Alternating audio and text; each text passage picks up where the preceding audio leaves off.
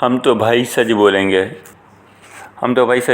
किसको बुरा लगता है ये वाला कैरेक्टर। आपके आसपास इतने ज़्यादा लोग होंगे कि जिसका कोई हिसाब नहीं। सोचने पर मजबूर हो जाएगा कि झूठ कौन बोलते हैं ये लोग। अपनी इस्मत का चलता फिरता मीनार खुद तामीर करते हैं, खुद ही इसके ऊपर चढ़ते हैं और फिर 20वीं मंजिल से रोज़ाना किसी एक मजलूम को धक्का दे देते हैं। ये कुर्बानी इस मीनार की बुनियाद मजबूत करने के लिए दी जाती है। इसकी मिसालें घर, दफ्तर, कॉलेज, स्कूल हर जगह दौड़ती पड़ती हैं। स्कूल का माहौल आमतौर पर दबा दबा होता है। अगर एक शरारत करने वाला जल्दी ना पकड़ा जाए तो पूरी क्लास की शामत आ जाती है। शरारत या गलत काम किसी भी उम्र की जैसे एक टीम वर्क होता है। इसे करना गलत नहीं होता। दूसरों के आगे इसका भांडा फोड़ना तो टीम वर्क की छोटा सा इसका कानून फितरत तो खुद बच्चे के दिमाग में डाल देती है।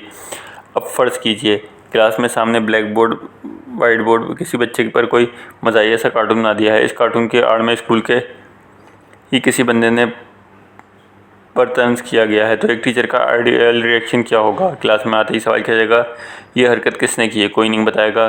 फिर घर शिकायतें, ख़त भेजने की धमकी, कोई नहीं बताएगा। फिर सीटों से खड़े होने की सज़ा दी जाएगी, कुछ नहीं पता चलेगा। जल भून के टीचर इस वक्त क्लास ख़त्म कर देंगे।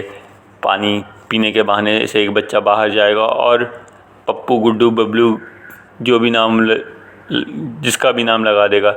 वो बच्चा असल फ़नकार आदमी है, इसने बड़े होकर ही बस यही करना है। इस वक्त उस्ताद शिकायत सुनकर इसे थपकी देता है। इसे समझाया क्या कि तुम्हारा नाम नहीं आएगा, तफसील से बताओ वाक़या क्या हुआ, कौन बच्चा ये शरारत किया था, सब रिपोर्ट कर दो।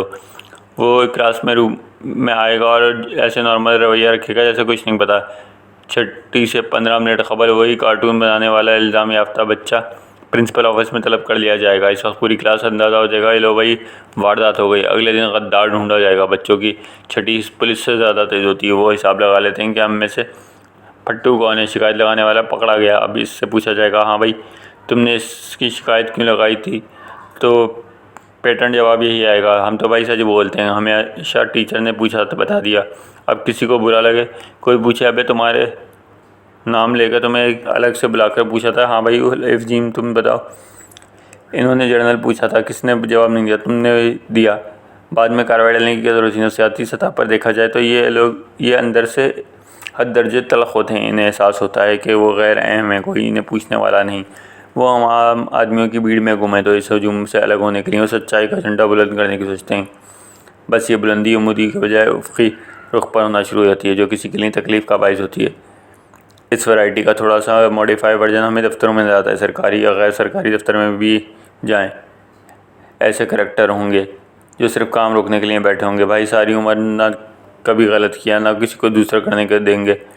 ये दावा अपनी असल में एहसास महरूमी का शिकार लोगों का होता है। वो बेचारे गलत काम इसलिए नहीं कर पाते कि सारी उम्र इन्हें कोई ऐसा ओहदा नहीं मिलता जब जो किस्मत बदल जाए तो उमूमन रिटायरमेंट करीब होती है। तो रिटायरमेंट के नेड़े वैसे प्राइवेट कंपनी के मुलाजिम भी कोई रिस्क नहीं लेते कि जाते जाते कहीं ग्रेजुटी या पेंशन में खड्डे लाइन ना पड़ जाए। अच्छा, एक बड़ी बारीक सी ऑब्जर्वेशन है, कभी मौका मिले तो देखिएगा जब कोई बंदा ऐसी बात कर रहा हो तो इसका हाथ अपनी दाढ़ी पर होगा, फिर दोनों हथेलियाँ सामने करके ये दावा करेगा इसने कभी गलत काम नहीं किया है। बॉडी लैंग्वेज बुनियादी तौर पर झूठी किस्म है जो दावा करने वाला नहीं खा सकता। तारीख गवाह है, गलत काम करने वाला, झूठ बोलने वाला, जेन्युइन बुलंद किरदार आदमी कभी भी अपने मुंह से अपनी इज़्ज़त बयान नहीं करता। वो अलग पहचाना जाता है, इसके काम गवाही देते हैं, इसके पीठ पीछे सज्जन बेली सब इसकी तारीफ़ करते हैं। घरों में ये किरदार सबसे ज़्यादा तकलीफ देता है तो अपने दिमाग से सोचें और हिसाब लगा लें। वो बेचारे सारी उम्र बहुत मुश्किल में रहा होगा। ये तो बचपन में महरूमी का गुजारा होगा या जवानी में कोई ऐसी आफत आई होगी कि बुढ़ापा से पन के नाजुक हुआ होगा। रिश्ते से बारीक और शीशे से नाजुक चीज़ होते हैं। मुंह का से निकला एक गलत लफ्ज़ सारी ज़िंदगी इधर उधर कर देता है। ये लोग जितने मोहब्बती होंगे, जितने मदद करने वाले, ख्याल रखने वाले होंगे, सब प्यार का, उल्फत का, दो लफ्ज़ का बेड़ा गर्क कर देंगे। ऐसे केसेस शादी गमी पर ज़्यादा एक्टिव नजर आएंगे। जहाँ 4 लोग जमा होंगे कोई ना कोई ऐसा फितना ज़रूर उठाएगा जिसकी तबीयत से अगले इवेंट तक मुतासर कुंदा की तबीयत साफ़ हो जाएगी। जब पूछा जाएगा कि गिला किया जाएगा तो वही 100 की बात है, हम तो सच्चे हैं भाई। ऐसा सच बोलने वालों और बेईमानी से दूर भागने वालों, याद करो वो दिन जब किसी दोस्त का फ़ोन आया था कि मैं घंटे बाद आ रहा हूँ तो दोपहर 1 बज रहे थे, खाने का टाइम था, तो तुमने हिसाब से टाइम लगा लिया भाई, तेरी भाभी के साथ जाना है। या वो दिन याद सोचो जब इसने पूछा था कि छुट्टी क्यों की और तुमने एक ख़ता में शक्ल में आते हुए कहा था बुज़ुर्ग का खुल्फ करवाया था। फिर जब केबल वाला दरवाजे पर आया था तो 200 रुपये देते हुए तुम्हारी जान जाती थी। तब तुमने कहा था यार ATM से पैसे नहीं निकाले, सब छोड़ो यार, कल परसों का सीन याद कर लो जब सड़क पर फ़कीर मांगने आया था। तुमने कहा था माफ़ करो बाबा, खुले नहीं है। ये भी याद नहीं? ओके, क्या बीवी या शौहर भी हमेशा सच बोला है हर सवाल के जवाब में?